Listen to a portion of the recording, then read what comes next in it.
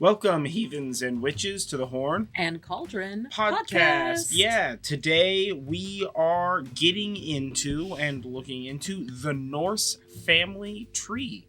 Yeah. So I'm John Norgrove. This is Julie Norgrove, and this is our witchy podcast. We've kind of covered one family tree already in the form of the Greek family tree. That's right. The Greek pantheon family tree, the Olympian family tree, I think is what we called it. And so we've decided to now venture into the Norse family tree, which is significantly more complex family tree, all things considered. So before we get started in that, if you are watching us on YouTube, don't forget to like this video, comment below, share, subscribe, ring the bell, and do all that kind of stuff. If you are watching us on your podcast, listening to us on your podcast network of choice. If you're watching with your ears. If you're watching us on a podcast network because of mind powers, then hello, don't mind take us. But yeah, please leave us a review. That's the only way that I will know what is going on and who is listening, because podcast analytics are a lie. We're being lied to about them. So, yeah. But either way, let's just get right into it this time, shall we? Yeah. All right. So, who is the Norse? What is their family, and why trees? Well, trees are definitely sort of like inherently tied into the Norse pantheon because everything is basically supported by Yggdrasil. But unlike the Greek pantheon, we don't really know how long people have been worshiping Norse deities, which makes the family tree for the Norse pantheon actually pretty difficult. We think that people have been worshiping Norse deities for about 2,500 years, which honestly is not that far back when you compare it to the Greek pantheon, which we previously did the family tree episode on, and that was episode 16 if you're interested in listening to that. So most of the sources that we have about the Norse pantheon come from very few sources, and we talked about this a little bit in the modern Odinism episode, but most of our sources about the gods specifically come from the Prose Edda, the Poetic Edda, and both of those two date back to about the 13th century Iceland, as well as the sagas. And so there are other forms, there are other sources, and most of those other sources, if they're not in that bucket of those three things, they come from the last few hundred years. And some of them are newer, and they're sort of reconstructions, and some of them are actually older archaeological evidence that we're sort of using to fill in there too. And they help to give us clues to the old ways, but a lot of the difficulty with knowing about this stuff is really because of drinking game, the Christianization of Europe. So that was really when monks started wandering around and writing this stuff down. Prior to then, the Old Norse religion was really transmitted in terms of oral history. They were they had a lot of focus on storytelling, particularly as a group. Over dinners and feasts and blots and stuff like that. So they didn't really write a lot of that stuff down, unlike the Greeks, who tried to write as many things as they possibly could down, mostly on vases. So the Poetic Edda is mostly poems, and we get a lot of our sources about the Norse gods that were worshipped from there. The Prose Edda has various works that reference the Poetic Edda, as well as other works that show the gods, but the difference mainly between the Poetic and the Prose Edda in regards to the gods is the Prose Edda really humorizes these gods. And humanizes. No, he humorizes these gods. Like turns them into jokes? No. Humorizing something means to take something of divine import, like a god, and then basically make it mortal. So just how you anthropomorphize animals. Anthropomorphize? Yes. You humorize gods to bring them from deities to mortals. And so the Prose Edda shows a lot of things, a lot of stories that have to do with the gods, but sort of makes them more like humans who can wield powerful magic. And this is a complicated one because this could indicate that the deities were originally sort of humans who were boosted up like that. But this also could mean that this is because of a Christian influence. So the stuff didn't start getting written down until Christianized monks. And like we talked about with the Dagda episode, which is episode 29, it wasn't uncommon for the Christian influence to really sort of cut down the potency, if you will, of the gods. Disempower. Yeah, to just really disempower them. And that could be part of it, but it could be also the sort of attitude that the Old Norse had towards their gods. They were a little bit less worshipful and a little bit more friendly with them, and that sort of calls to the way that as a society they sort of did things. And if you're listening to this and you do worship Norse gods and you treat them more as a worship deity aspect as opposed to like a friendly kind of you see this a lot on the internet when people are talking about worshiping gods. There's worshiping and then there's working with, which sort of brings them down to closer to your level, is what kind of makes them approachable. Yeah, a lot of people kind of think that, and it doesn't matter how you practice, because how you practice and how you want to worship or work with the deity is totally up to you and your individual belief. But there's a lot of evidence both ways that not only did the Norse worship their deities, but they also looked at them as sort of household items, household names, talking about family and talking about friends. They were a lot more friendly and jovial with them, and you can really sort of see that as hallmarks through the culture. Now, the sagas themselves are thousands of stories, and some of them are just family trees that range from family histories to legends and other historical figures. Some of those historical figures sort of get canonized into deities, and some of them are sort of like, what if Odin was masquerading as Great Uncle Tom, that kind of thing. Or, this great uncle had a run-in with a deity, that sort of thing, tall tales, really. And from all of the stuff that we have about the Norse deities, we really sort of have a few buckets that we're going to be talking about today. And that's because it is just as huge and complicated as the Greek family tree, but with less information behind it, which makes it actually harder, because you can see a name and you're like, oh, what's that person the god of? And they're like, it's the god of this. And you're like, oh, cool, I'd like to learn more. And it's like, no, that's all that we know. There's only one line that refers to it in this one poem, and that's it. So there are definitely other deities out there, but I'm sort of shrinking this to really sort of the most culturally popular right now. Yeah, just like the biggest names, right? I mean, it's that when you're talking about Greek gods and demigods and the like. I mean, that list can go as long or as short as you want it to be, and it's kind of the same with the Norse gods. Absolutely, absolutely. Yeah. So we're going to be looking at the Aesir, the Vanir, a couple of Jotun, and a couple of deities who I'm going to classify as other. So most of these gods fall into the Aesir or Vanir types.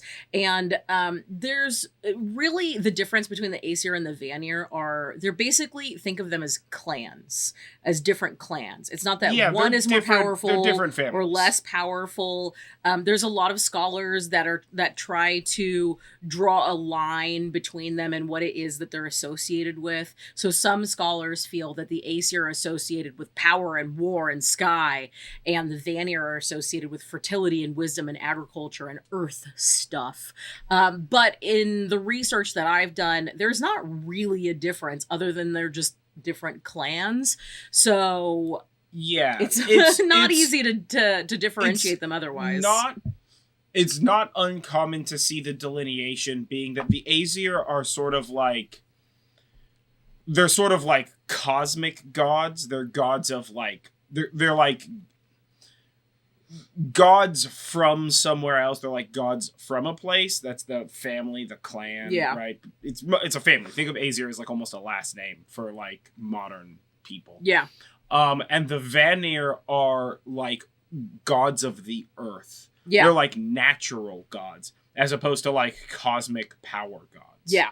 Right? Yeah. Although, I mean, that's not really necessarily a hard and fast thing. And I've read stuff and seen stuff where people disagree with that. Again, there's a lot of misinformation out there, but there's also a lot of just like claims based on personal belief. Like, I believe this way, so I'm going to talk about it this way, and like this is the only way that we're going to do it or whatever. Yeah. You know? Yeah. So that's something to keep in mind. Totally. Now, there are a couple of deities that we're going to talk about that are Jotnar, and these would be giants or frost giants, if you're kind of looking at it from more of the Marvel perspective of things. That is a Jotnar or a Jotun. Yeah, Jotun are just giants. Yeah. Right? Yeah. And they're technically older. Yeah. They were around like before the gods in some interpretations of all of this, and again, they're like from another place. They're from like another realm, as it were. Yeah. So yeah, and then we have a couple that I'm going to categorize as other. So this, before we get into it, this is going to be a really information dense podcast. So we're going to be talking about a lot of people and a lot of and a lot of like correspondences about those people. So buckle in. So the Aesir that we're going to be talking about today are Odin, Frigg, Bragi, Idunn, Baldr, Mimir, Thor, Sif, and Tyr. The Vanir that we're going to talk about are going to be Njörd, Freyja, and Freyr. And the Jotun are Loki and Sif.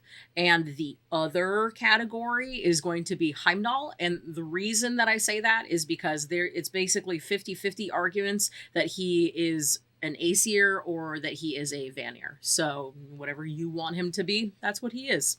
And then there is Hel. And Hel is in this other category because she is usually described as a monster. well, yeah, she's the sister to the wolf that eats the moon during Ragnarok, and Yeah. the serpent that surrounds Midgard. Yeah. And who they're are both also monsters. Obviously, a giant wolf and a giant fucking snake. So, yeah. Then there are also arguments that Hel is not a goddess. She is not a deity. But I mean, there's Odin a lot gave her a of whole ass realm to manage. Yeah, and there's a lot So- of people that include Hel in their practice. So, I mean, why not flatter a girl a bit? Yeah. Yeah, and again, like if you don't necessarily worship a particular one, I mean, I feel like sometimes you worship all of them, sometimes you worship a specific one, so it's kind of Exactly. like And if whatever. there is a particular deity that you're interested in hearing about that is not on that list that we're not talking about today, hit us up in the comments. If you're leave on a comment YouTube, or hit us up on social media. check us out on and social media or we'll, our website. We can talk about that person at the next pub chat. Yeah. Because we answer listener questions at pub chat. So if you have any questions about the Norse pantheon, or like, I don't think we're going to really have time to go into like particular practice on any of these gods. Just because of how much data there is to go over. So if there's any questions about any of that stuff, just reach out, feel free to ask, and then we'll answer it on the next pub chat. Yeah, or maybe there's enough information on there about them to get a deep dive. And some of these deities we have done deep dives on too, and I'll be calling those out as we go past them. Yeah. Yeah, so before we get started on the gods themselves, the gods and goddesses themselves, we're going to talk about the creation myth of the Norse, because it's super interesting. I could definitely do a show just on this, just on creation myths. Norse creationism And Norse is creationism awesome, is dude. wild. It's It is so cool. so much more multifaceted than most other creation myths that I am familiar with, and we're not going to go through the whole thing here, but we're going to go through kind of the basics of it. So before there was time, there was only a vast darkness called the Ginnungagap. Ginnungagap. Yeah. Thank you. From this, Niflheim, which is the ice realm, and Muspelheim, the fire realm, formed. And where the ice and the fire realms met, the ice began to melt and thaw, and eventually it began to form in the shape of a person, like a humanoid. This eventually came to life and became Ymir. Ymir. Yeah. When Ymir fell asleep, his armpit sweat grew two more giants, a male and a female. And each day he would fall asleep and create more and then wake up, and then there would be more. And these were all fed by a giant cow named That should be Audhumbla. Audhumbla. Ice. Yeah. The cow fed itself by licking a block of salty ice. And one day she was licking and there was a hair. And the next day, there was a head. And then the next day, sure enough, it was a person. And it turned out to be Buri, the first of the gods. Buri's son, Bor, would later marry Bestla and have 3 sons, Vili, Ve, and Odin. And Odin and his brothers, they did not like that the giants, who had been reproducing a lot, obviously, they didn't like that they outnumbered them. And then they decided to kill Ymir. And then after they killed him, and it was a long and drawn out and bloody war, and many of the giants were killed, they dragged his body to the Ginnungagap. And his blood became the oceans, the rivers, and lakes. His flesh became the land. His teeth were made into rocks. His bones were the mountains. His hair was the grass and the trees. And his eyelashes became Midgard, the realm of the humans. Ymir's brain was thrown up into the sky and it became clouds, and his skull was the dome of the sky. The worms that ate his corpse turned into dwarves. And the creation myth goes on to describe a variety of other things being created, such as the sun and the moon and all of the other humans and everything happening there. But we're going to take off from there. Yeah, we're going to leave there. I am going to add a little note in for those who only know like terms like dwarves and elves from like Dungeons and Dragons or like bloody Lord of the Rings. Yeah. Or the Marvel universe. So dwarves are often called dark elves. Yes. But that's simply because they were other creatures, elves, other creatures, what with who lived in caves and shit. So they lived in under the earth. Dark. So it was the dark. Under the earth. Yeah. So elves were these other like creatures that lived above on the land, and then when they lived underground, they became dark elves, which is the same word. Dark elf and dwarf kind of means the same thing. Yes. When you're like reading it in like Old Norse, but you will see, not only have I seen a ton of arguments both for and against that statement, which is ferocious. Like we can just settle on this, guys. But also like I have seen stuff where because of like syntax or whatever, they're like, well, there's elves and dark elves and then dwarves, which are separate. And that's also like not necessarily true based on the stuff that I've seen. So there's a lot of information. This is one of those, there's going to be a lot of opinions because there is a lot of information, but not a lot of like A1 sources. You know what I'm saying? Like best for stakes and even sources.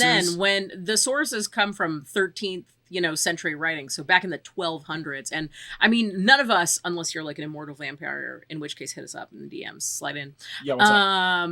Like nobody really knows exactly what that means, so there are some turns of phrase that may not be translated right, and there's also differences. Who's the guy that we watch on YouTube who does all those like Norse poems and stuff?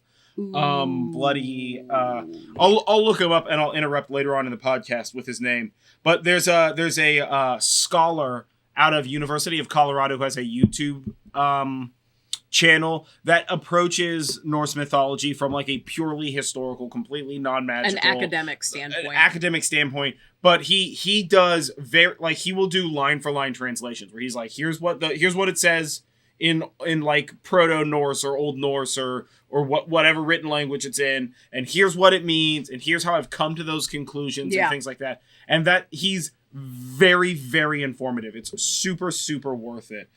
Is it Jackson Crawford? Is that the name? Oh, I think that might be Jackson Crawford. Are we just making up names now? Yeah, no, I'm not even looking. I was just like, did I remember correctly? Yeah. No, it is Jackson Crawford. It's Dr. Jackson Crawford. So yeah, if you are more interested in like Norse history and like runestone history and like the linguistic and like written language history and stuff like that, check him out. It's super. I've been subscribed to Jackson Crawford for a very long time. Yeah. He's a really, really awesome professor. He's super smart. So like definitely shout out to him, give him a check out. Yeah, and as of the time that we're recording this, he just recently did a video that is translating the One Ring poem into Old Norse. Yeah, he translates it into Old Norse and then back translates it out of Old Norse back into English to show how he made the translation. He's very academic about it. Like one day I would love to take some of his like Old Norse classes at University of Colorado. Yeah. So yeah, definitely check that out. And there's a lot of other sources out there. I have like I have a bunch of books, like Norse books. So, and I've had people reach out to me before. If you are interested in like the Norse books that I have and like where I got them from, anything like that, just hit me up on social media or in like the comments below or whatever. And I'm like, it's not like I got like secret sources or some kind of crazy shit like that. Like I have been finding these for a long time and I'm pretty good at it. So, and also if you have any Norse books, like, let me know. We talk about it more in the Modern Odinism about what Norse books I own.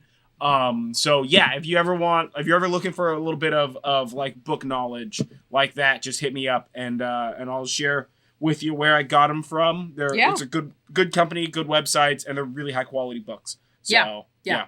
And speaking of the Modern Odinism episode, we're gonna go ahead and start with Odin. So first of all, of the pantheon. Yeah, the first of his name.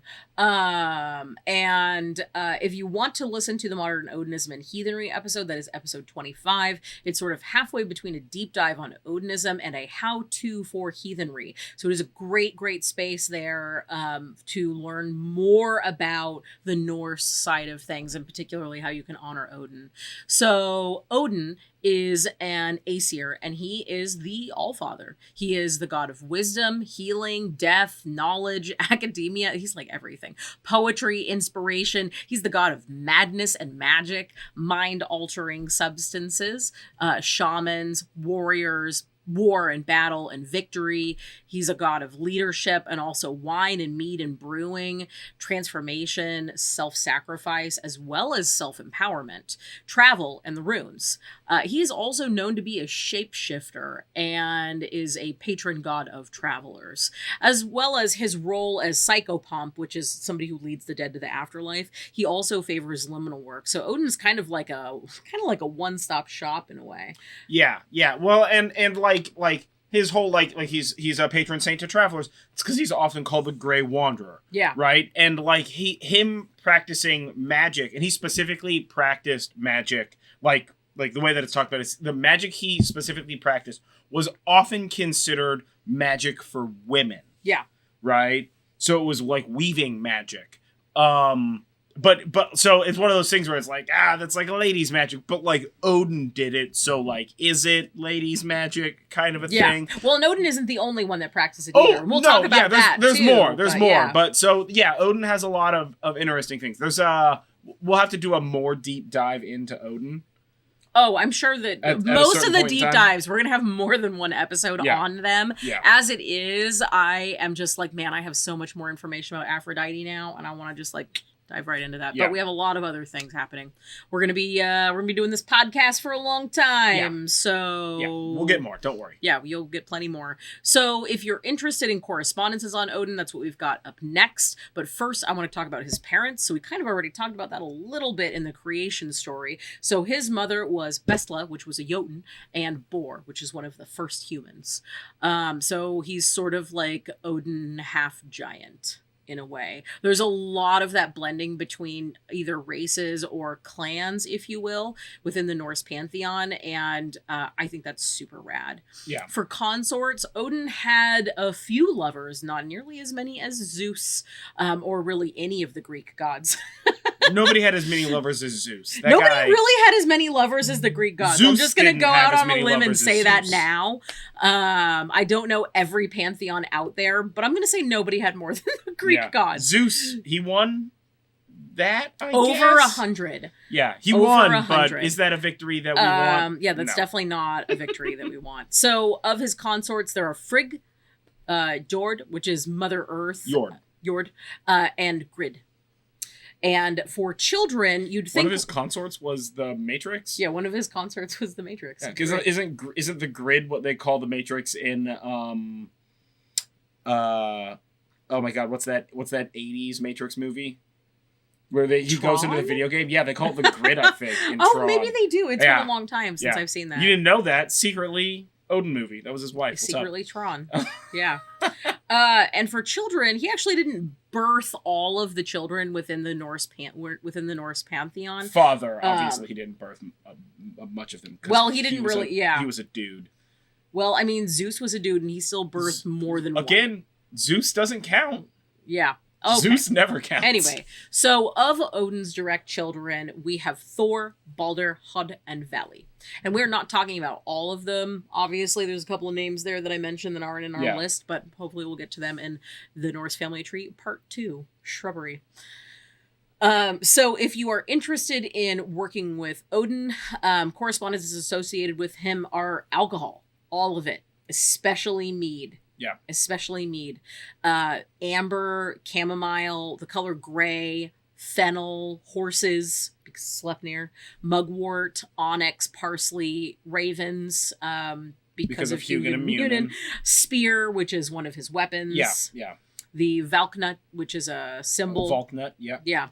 Wolves, because of Gary and Freki. Yep. And really any food that would be given to his animal companions. Something we talked about in the Modern Odinism and Heathenry episode is that Odin doesn't really eat stuff. He just sort of exists on alcohol. And any food he gets, he generally gives to his animal companions. Yeah. And there's a connection there where obviously Hugin and Munin are like thought and mind, and Geri and Freki are like, they're almost like they take the personification of his like hunger. Yeah. It's like hunger and need or something it's like to that hunger extent. and need or hunger and desire. Or something to that extent. So it's like he's transcended beyond the like mortal framework that his body needs.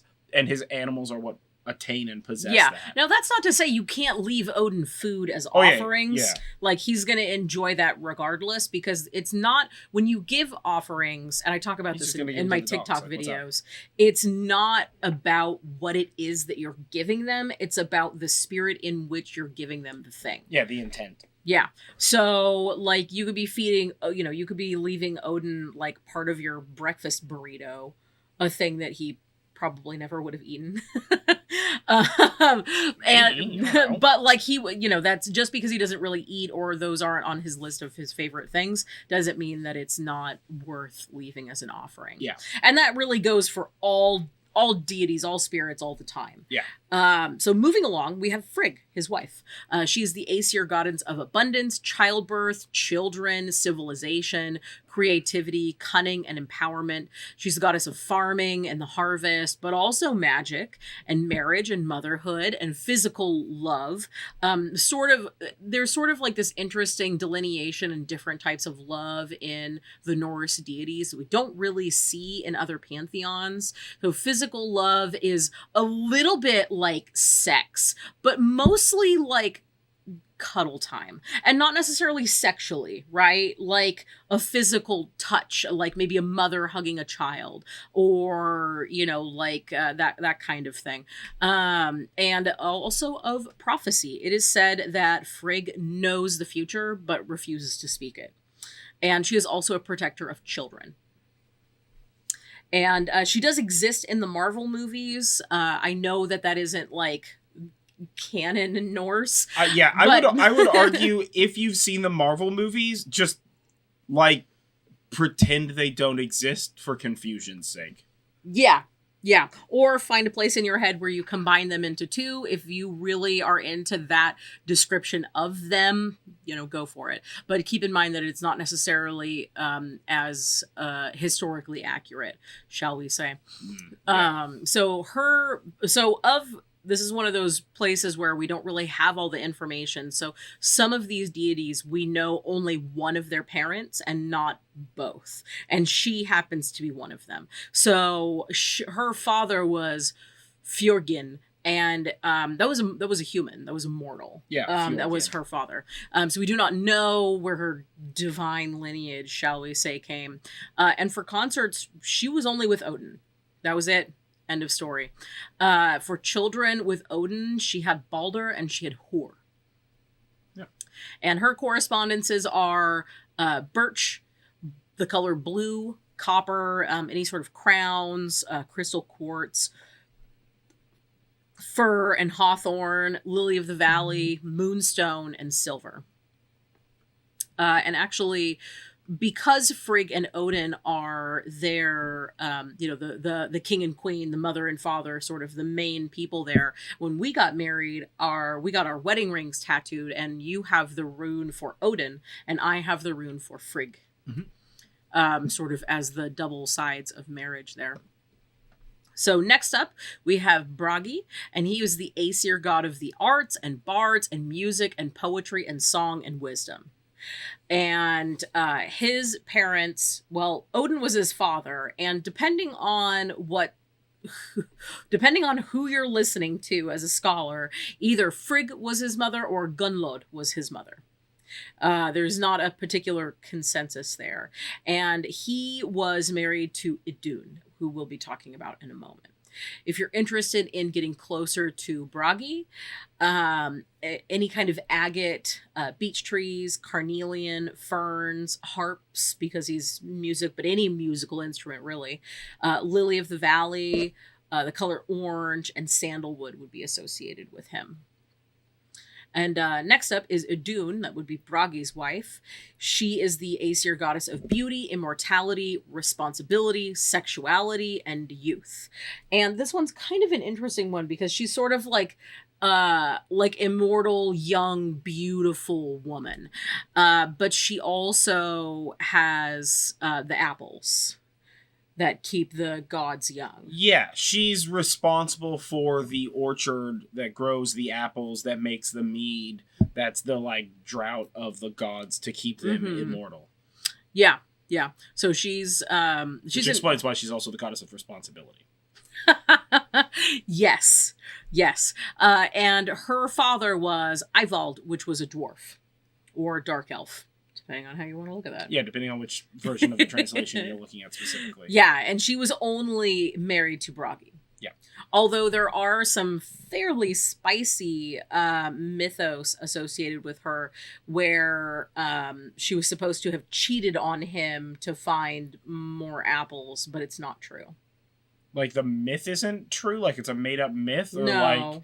It's the tale, because myth is sort of the wrong word, right? Because they're tales. Well, the tale exists, but in the tale somebody was like, yo, your girl cheated on you, and she was like, no, I didn't, and they were like, yeah, she did. So the tale is about a lie. Yeah, the tale is about a lie. Okay, so the tale is true, it's just that the person who's doing it's a liar. Yeah, that's right. And if you want to work with Idunn, correspondences for her would, of course, be apples. But birch, copper, crystal quartz, fir, the color green, hawthorn, mugwort, rose, silver, and smoky topaz, and willow are all associated with her. Next up, we have Baldr, the Aesir god of beauty, harmony, innocence, light, love, loyalty, reconciliation, reincarnation, and rebirth. And his parents were Frigg and Odin. He was married to the goddess Nanna, which she was the goddess of joy. And together they had a child named Forseti. And to get closer to Baldr, you can use ash, chamomile, cinnamon, frankincense, gold, marigolds, St. John's wort. He's also associated with the sun, as well as the color white. Yeah, and he's Baldr is the god that's supposed to survive, or / get reborn post Ragnarok. Yeah. And if you've read the book Krampus by oh my god, who's the author of that Krampus book? Brahm's Krampus. Baldr is also flippin' asshole Santa. So if you don't know what I'm talking about and you're just like, I'm sorry, did that guy just call Baldr asshole Santa? He is Santa, and he's a huge, huge asshole. Read the book. Yeah. I have probably, I think I've gone through that book 4 times. We read it every year. Yeah, at least once a year, and sometimes twice a year. It is a fantastic work. So 100% check it out. It's easily it's like my favorite Christmas story now. It's so good. Well, it's kind of like horror Christmas. I'm very into it. It's very rock and roll horror Christmas. It's a great book. I want them to make a movie of this book, but only if they put it in the hands that would be so great. Of the only directors I can think of who would be able to do it justice are Guillermo del Toro. Toro, Raimi. Sam Raimi. That was Sam Raimi could do it. Honestly, Peele could probably do it. Oh yeah, Jordan Peele could totally do it. John Carpenter, if he was still alive. Carpenter could have done it if he were still alive. He would have made it weird, but he could have done it. But like somebody like that, honestly, who did the King Arthur one that we just watched? Spike. Guy Ritchie. Oh, Guy Ritchie. Almost thought I was thinking Spike Lee, but Guy Ritchie. As a Guy Ritchie. Guy Ritchie would do this movie in such a fun way. Like I didn't think about it until we were watching the King Arthur movie.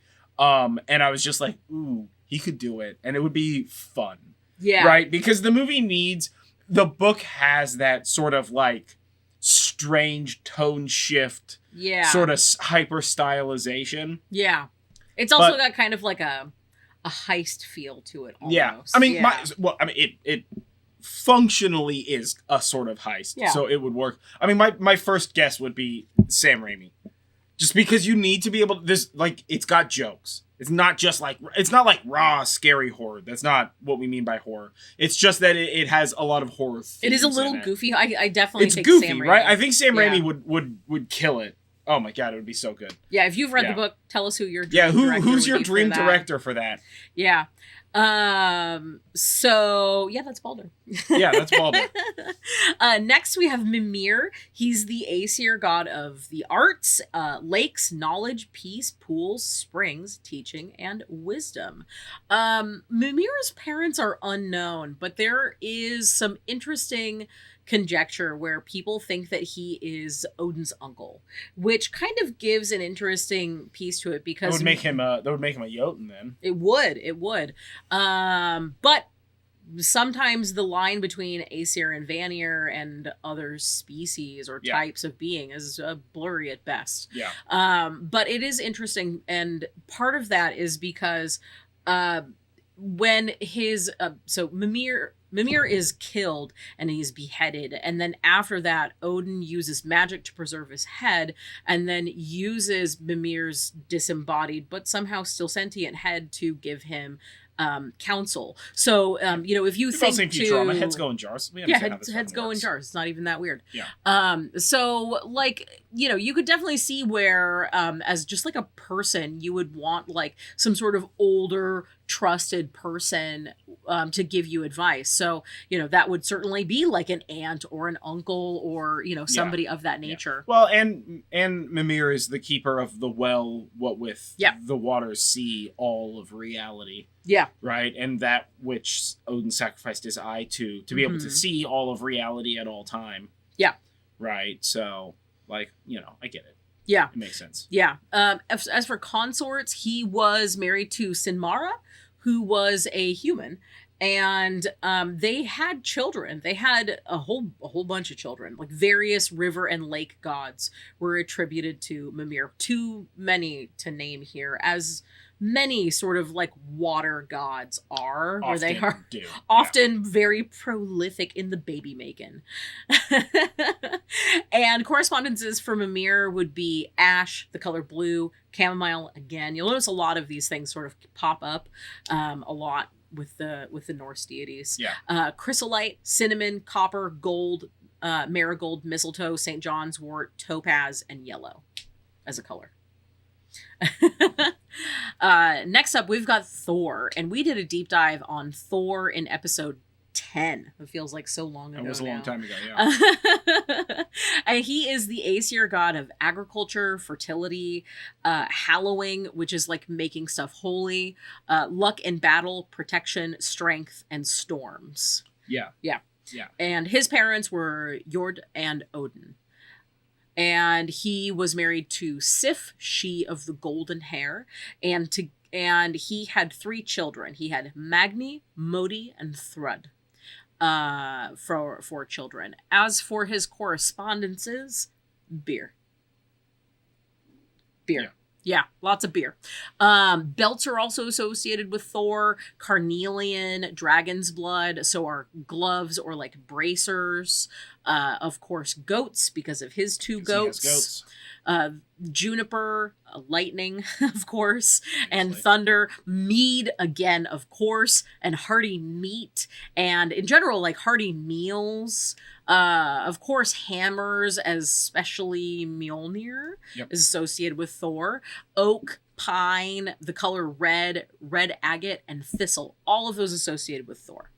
And if you're interested to hear more about Thor and his correspondences or all that other jazz, we even have some spells that we wrote that specifically deal with Thor. Go ahead and listen to episode 10. It is a really good one. Go check it out.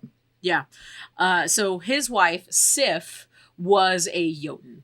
And she was the goddess of physical beauty, generosity, the harvest, and sort of like of plenty. Her main attribute is that she was nice and that she had golden hair. Yeah. Well, and was obviously physically beautiful. Yes. So not quite Aphrodite, but you can kind of like see some parallels there. So sort of anything having to do with like a kind and beautiful woman. Her hair was said to be the color of golden grain. So you can definitely connect her to like fertility as well, even though that's not like explicitly called out. Yeah. Correspondences for her would be birch, chamomile, fir, gold, the color green, hawthorn, looms like for weaving, mirrors for looking, mugwort, rose, rowan, willow, and yellow. And she had 2 children, and that was Thrudr and Uller.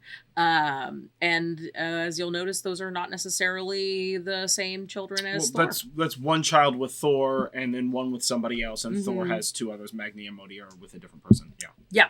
And for consorts, we really only have each other listed for them. But again, this is one of those things where we don't have a lot to go on, and we know that those children exist. We don't know anything about their parents, other than they're just not around anymore. Yeah, parentage. Yeah. Tyr is next, and he is the Aesir god of athletics, astronomy, battles, bravery, courage, divination, fairness, honor, justice, law, oaths, protection, reasoning. Another self-sacrifice guy here. He's also a sky god and a god of strength and victory and war. And his father was Odin, and his wife was Zisa. And Zisa may have also been a human, but she may have also been a deity. It sort of depends on what it is that you're looking at there. And correspondences for Tyr are blackthorn, bronze, gray agate specifically, and kind of anything that's gray. Helmets. He had a helmet. Juniper, oak, the color orange. Pine, smoky topaz. Steel, swords, of course. Thistles, and the color yellow. Now, next up, we have Heimdall. And Heimdall is sort of here in this bridge in between the Aesir and the Vanir. And that's because some sources indicate that he is an Aesir, and some sources indicate that he is a Vanir. And some are like he was a Vanir, and then he became an Aesir after the war. And you know what? It's kind of whatever you want it to be. Yeah. There's really no harm in calling him either or, although I would suggest that you do not call a Vanir god an Aesir or an Aesir god a Vanir if you can avoid it. Yeah. They're not going to be mad at you. Maybe just you're going to have... If you're not sure, don't name the clan. Yeah, if you're not sure, don't mention it at all. Or mention a couple of gods and then just mention both clans. And then they can sort it out themselves. There you go. Right? There you go. Yeah. Now, Heimdall is an interesting one because he is shown in the Marvel movies. He's played by Idris Elba, which I think is an awesome choice. Yeah. But he doesn't really come across as godly in those, I don't think. He kind of is he's definitely godly. He can literally see everything in all of existence. I suppose. And he's the first line of defense against invasion by everyone everywhere. He's the blower of Gjallarhorn. I guess you're right. Right. He's definitely godly. Okay, he's not just like some sort of jackass or something. Well, I just didn't just like hire a fucking intern. They're like, hey, can we get a job application out on fucking Craigslist in Midgard? Hire an intern to blow this horn just in case a bunch of flipping giants show up. Like, yeah, no, that's not it. That's not it. All right, again, I would suggest just accept that they're comic books and they're definitely not based in reality. I would never ever use that as a comparison to true Norse mythology, right? I think that often, because it's like, it's the normalized thing that we understand. Everybody wants to start at that place, but that's sort of like if an alien species arrived and we immediately started comparing them to Superman or Marvin the Martian, or flippin' Independence Day or E.T., right? Like, that's just a creative endeavor that uses like vague bullshit somebody looked up one time, maybe. Let's be very honest. Maybe. Right? So, yeah. Like, I understand that the movies are popular, but, you know, it leaves much to be desired from, like, a obvious historical accuracy standpoint. Yeah. Right? So, like, Idris Elba's dope, and like, the Marvel movies are dope, but also, yeah, it's movies based on a comic book. Yeah. So perspective is key here. Yes. Yes. And what better person to use perspective than Heimdall? He is the god of beginnings and crafts, like crafts. That's a self-explanatory just like crafts. word. Endings. He's also a god of fire and light, peace and prosperity, protection, of course, sight, and he is a god of teachers. His parents were the 9 mothers, and this is sort of an interesting one because he doesn't really have any fathers listed, and the 9 mothers were sort of like sea nymphs in a way, and it's unclear as to whether he was mothered by 9 women or whether he was given birth to by 9 women. I mean, the physiology side of that obviously is like a little whack. You can't have 9 people give birth to you, but this is a god, so maybe you can. So his parents were the 9 mothers, and although he never took a wife or anything like that, he did father children. In fact, he fathered the 3 main classes of people in ancient society, which is lords, farmers, and serfs, servants, essentially. So yeah, we can all thank Heimdall for being here. Yeah, what's up? Whether you're whatever class you're putting yourself into. And correspondences for him are amethyst, aquamarine, birch, bronze, copper, gold, horns, oak, opals, anything that is a rainbow, as well as all colors are sort of associated with him. Rose, and going with the all colors thing, white, because that's basically the combination of all the colors, and the plant verbena. Yeah, so now we move into the Vanir, and the first of the Vanir that we have is Njörd. He is the Vanir god of abundance and fishing, fire, livestock, the oceans, oaths, prosperity, rivers, sailors, the sea, and ships. He's also the god of stubbornness and success and wisdom. But when we think of the word stubbornness, we don't want to think about that in its negative connotation. Think of it more as being driven. Yeah, I mean, yeah, or just being kind of pig-headed. I mean, yeah. Hard of opinion, strong of will. Yeah, but being stubborn isn't always a bad thing. No, it's not. Yeah. And his wife was Skadi, and his children were Freyja and Freyr, and they are twins. Yeah. So correspondences for Njörd are amethyst, aquamarine, the color blue, cedar, ferns, fish, moss, oak, seaweed, also like seawater, obviously, turquoise, verbena, and vervain. And he's also generally described as being sort of gloomy and quiet and reserved. So he's not like a party time kind of guy. Yeah. He's moody like the sea. So next we have Freyja. She is the twin sister of Freyr. They're children of Njörd, and she is the queen of the Valkyries. She is the Vanir goddess of beauty, crafts, death, eroticism, farming, fertility. She's very specifically a goddess of flowers as well. Foresight, love, luck, magic. She's a goddess of the moon and passion, physical well-being, so health, sort of, romance, sex, trance magic specifically, war, wealth, witchcraft, and wisdom. And she's super dope. And I don't think that we have one scheduled, but we're definitely going to be doing a deep dive on her because there's a lot of interesting stuff that goes into Freyja. And part of it is that some people equate her to Frigg, that Frigg and Freyja are sort of two halves of the same goddess. And that's not really something that you see in Norse mythology, but because it has such a varied base, it's really interesting. And I definitely want to dive into that further, but we're not going to be talking too much about that today. As for parents, Njörd and Skadi are her parents, and she is married to Odin, and they have 2 children, Gersemi and Hunus. Her correspondences are amber, apples, birch, boars. She rides around on a golden boar when she wants to, and when she doesn't want to ride around on a golden boar, she rolls around in a sky chariot that is pulled by cats, which is very cool.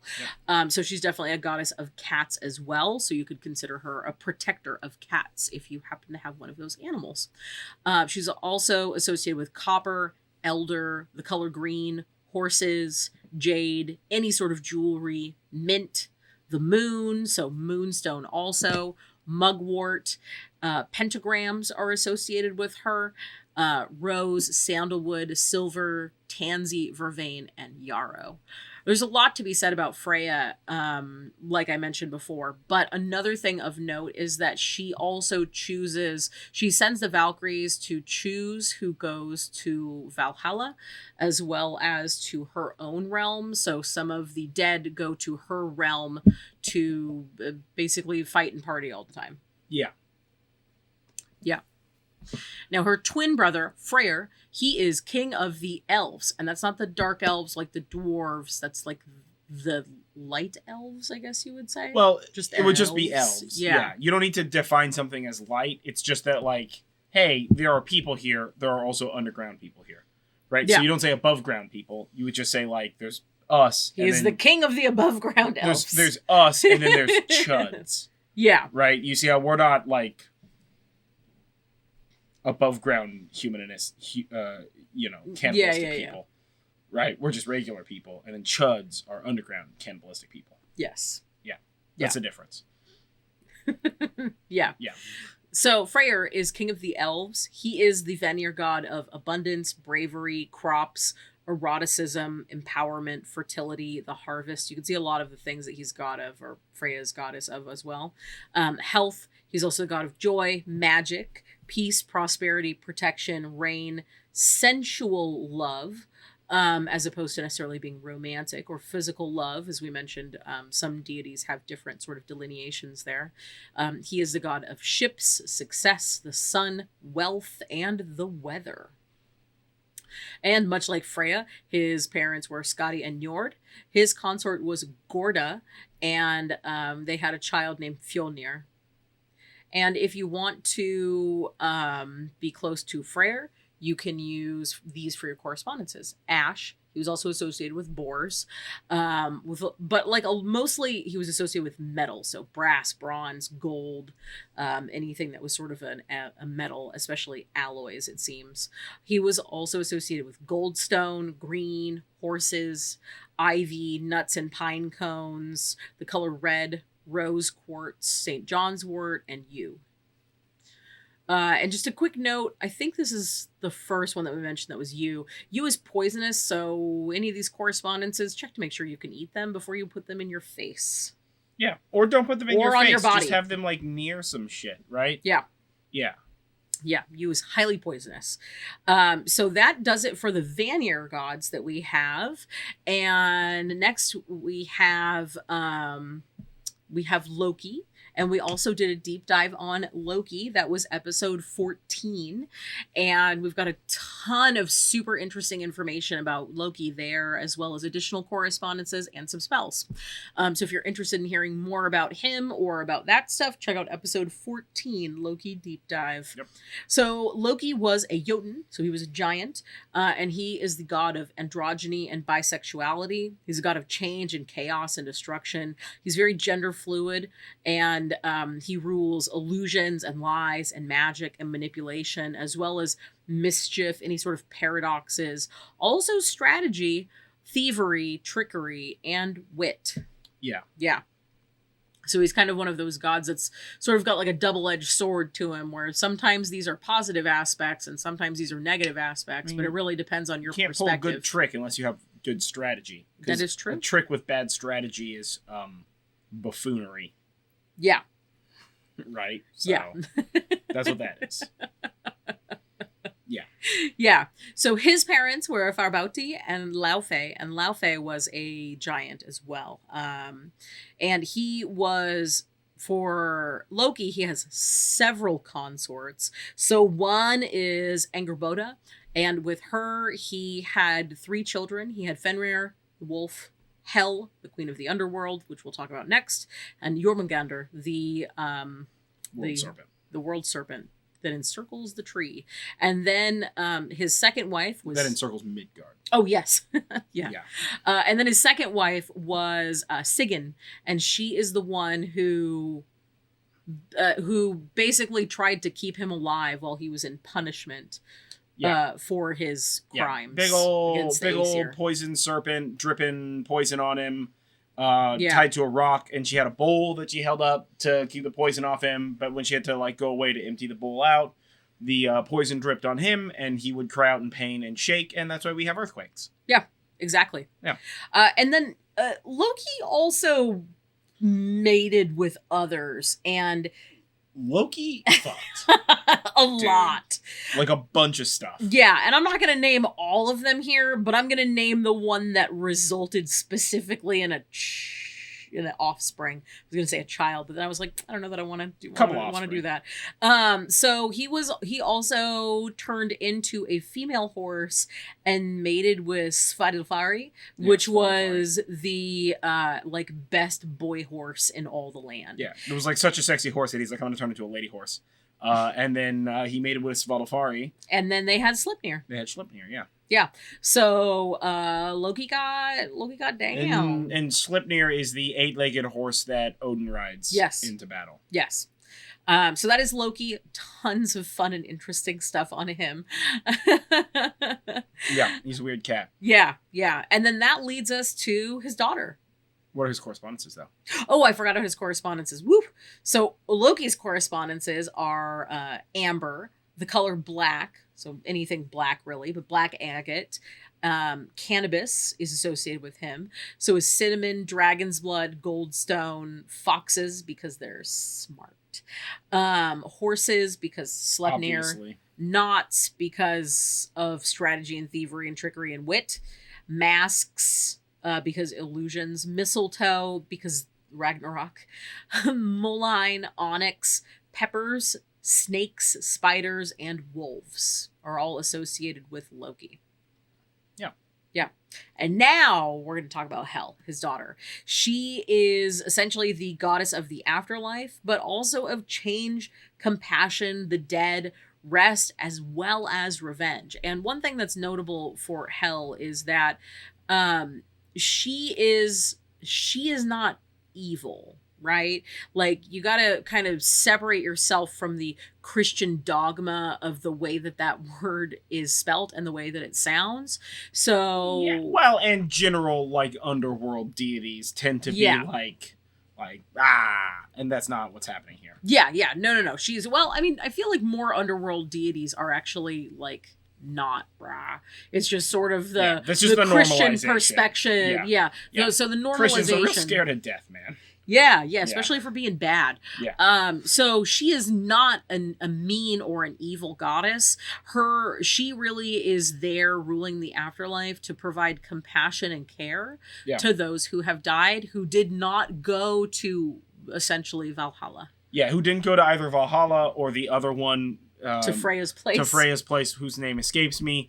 It's generally for people who didn't die in battle. Yes. Yeah. If you weren't chosen by a Valkyrie, that's where you went. Also, Norse afterlife, not chosen, Valhalla and such notwithstanding, is cold, not hot. Yeah. Right? Which really treats to sort of the bad afterlife being a byproduct of your environment, whereas you can see like southern hot places in like southern Europe and like northeastern Africa and the Mid-East and stuff like that. All of their hells are like hot places. Yeah. Whereas like for the Norse, it's like cold and dark.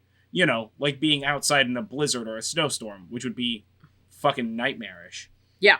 So yeah, that's sort of where that differentiation is that it's like, you know, again, cold and dark. Yeah. And there's also something to do with like caverns underneath. There's like an infinite maze underneath the plane of cold and dark. She has her own whole realm, Helheim, which is where all they go. So yeah, and there's a lot of areas within Helheim, both as like caves and caverns, but also like buildings and halls. There's a gate made out of bones too, a big ass bone gate. Oh yeah, there totally is. Big ass bone gate. Yeah, there's a ton of that stuff, and there are areas in Helheim that are for people who have done bad things. Oh yeah, but there's definitely you're a shithead Helheim, but most of it is not that, and that actually falls pretty in line with the Greek view of the afterlife, aside from the Valhalla part, right? Yeah. But it definitely falls in line there. So Hel is not a bad goddess. She is not mean. She is not evil. She is not, there's nothing wrong with her or her realm. You kind of have to really work hard in modern society to separate the Christian underworld afterlife. H-E double hockey sticks Hel versus Hel, H-E-L, the goddess of the afterlife in the Norse pantheon. Yeah, exactly. Yeah. So Hel's parents are Angerboda and Loki. She is also related to Fenrir, the wolf, and Jormungandr. Yeah, her two older brothers. Yeah. I think they're older than her. I think they are. And she is half... Well, she's sort of like, she's an interesting goddess. She's 50% alive and super beautiful, and 50% dead and a corpse. And generally, that's personified by like a bifurcation of her personage down the center like Two-Face axis. Yeah, sort of like Two-Face. Yeah. But yeah, so generally it's shown as like a skull on one side and like a pretty lady on the other side. Yeah. Yeah, although in the Eddas, she's described as not only being a corpse, but also just half of her is blue. So you can think of like a corpse that's found outside in the winter. Yeah. Because really, again, like you were saying, for the Norse, the main thing for them was it gets real cold and it gets real dark. Yeah. In the winter time, and that's kind of where the dark for a long period of time. Yeah. So that's the sort of like bad thing. Yeah. So you can see with Hel, there's a lot of that sort of yin-yang energy there. Yeah. And, that's really something that you can kind of like capitalize on in addition to these correspondences, which are beech, anything that's the color black, elder, elm, ivy, jasmine, jet, juniper, mullein, myrrh, obsidian, onyx, anything that's the color white, willow, wolves, yew, and any white or black flower. Yeah. And when I say black flower, it's kind of a tough one because there aren't technically black flowers. It's any white flowers or like if you dye a flower black for goth reasons. Yeah, because goth. Yeah. Woo. So that is all of the deities that we're going to go over today. Yeah. We got through those pretty quickly, and boy, is my tongue tired. Face hurt. My face. I've talked more today than I have in a couple of days. The face. It hurts us to look upon. No, it doesn't. Yes, it does. No. Let's have everybody vote. Yeah. Oh, you were wrong. It was me. Because you can't vote because you're the thing that we're voting on. No, you're wrong because I heard our 6 listeners go, no. I don't know about that. I don't know about that. 6 listeners. What do you think? What do you think? Judge. Yes. Maybe we don't want to put the power of the internet telling us who's prettier. Let the hate flow through you. Yeah, I know that I'm the smart one, and that makes me not the pretty one. I very much understand that. Well, if you're the smart one, that means that I'm the pretty one. I know. I just said that. Or I'm both, and you're not really here. You're just a hallucination. Right? You gotta always be afraid of that. Hallucinations. Yeah, right? So, all right. So that was the Norse pantheon. A brief look at the Norse family tree, and we'll probably do like an extended Norse family tree thing at some point in time that may require a significant graphic sort of a situation or something to that extent. If you would like, the Book of Shadows page for this, which much like the Greek family tree Book of Shadows page, this is going to list each one of the gods, their correspondences, their relations, and all that kind of stuff. You can hit us up on Patreon. We have a Horn and Cauldron podcast tier on our Patreon where I make the Book of Shadows pages and publish those there. We are all caught up. Woohoo! Shockingly, I was finally able to catch up. But so this page should be coming out relatively shortly. I have the prompts and the words for that, so I just have to get into the graphic design space and get that done. So hopefully I can get that done before the end of the week. And speaking of Patreon, for those who are already supporting us, thank you, Alan, Miranda, Alexa, Helena, and Jeff. You guys are awesome. You're allowing us to constantly improve this setup. So thank you very much. Up next is our Pub Chat episode 5, where we have the last part of our Tiger King of Wicca tale, which is about Doreen Valiente. And then we'll have some magic and media, which we have some interesting magic and media to go over. And we are still looking for some listener questions. If not, I will come up with questions, and they are going to be weird questions. So give us your listener questions so you don't have to hear me ask absurd questions. Because they will be absurd. Yeah. And they'll also be last minute, so you can't prepare. Oh, no. Yeah. That would be interesting. That would be horrible. But that's awful and mean, but that's why you guys have to give us questions. I mean, I even do research on stuff that I know. Just in case. Just in case. Yeah, always do research. Also, you never know when you're going to find something new and exciting and interesting. Yeah. So Pub Chat episode 5 is going to be coming out next Monday. That's Monday, March 7th. And then March 14th is the next full-length episode, and that is Ostara 102. That's right. So it is going to be spring. Stay tuned for that. We are fast approaching spring. I don't know about where y'all are. Let us know below if you guys are in spring. But California, we're in spring. It's springtime here. I would say that we have passed the last grip of winter. Like, we had false spring a couple of weeks ago where it was like 80 degrees for like a week, and I was like, I don't need these warm clothes anymore. It was a little chilly for a little bit, and then it was immediately like 20 degrees colder, and I was like teeth chattering. I'm gonna roast something in the oven to warm up the house. We're in spring. It's springtime here now. It's definitely spring. Yeah. But, so stay tuned for that. Those are the two that are coming up, Pub Chat 05 and Ostara 102. That's right. And again, if you are listening to us on YouTube and watching us on YouTube, don't forget to like this video, comment below, share, subscribe, ring the bell, and do all that stuff. If you're listening to this on your podcast network of choice, please leave us a review. That would be super awesome, so we know whether or not you like us or would rather we shut the heck up. And, And if you want more content from us, we have a variety of other things that we do on our YouTube channel, which is Nerd Jive. You can also find it by going to nerdjive.com, or the links down below if you're already on YouTube. But if you're already on YouTube, just click on the thing. Yeah, subscribe to Nerd Jive. We do a bunch of stuff. A whole bunch of stuff. We have the podcasts. We also do like movie reviews, and we're going to start doing like craft videos for like fun crafts. We've got like 5 flower crown videos that we're going to do, scheduled to come out at some point in time. So those are a whole bunch of flower crowns. We're getting supplies ready for those. I do a pub chat every week. This week my pub chat's coming out on Wednesday because we had a long I was tired on Sunday and I just didn't want to do it. This is the end of like a little mini vacation. Yeah, that's the power that I have as being the one who's creating these things. So bam. With great power comes great responsibility. I would say irresponsibility, but that's all right. I disagree with Uncle Ben and Spider Boy. It's irresponsibility. With great power comes irresponsibility. Power corrupts.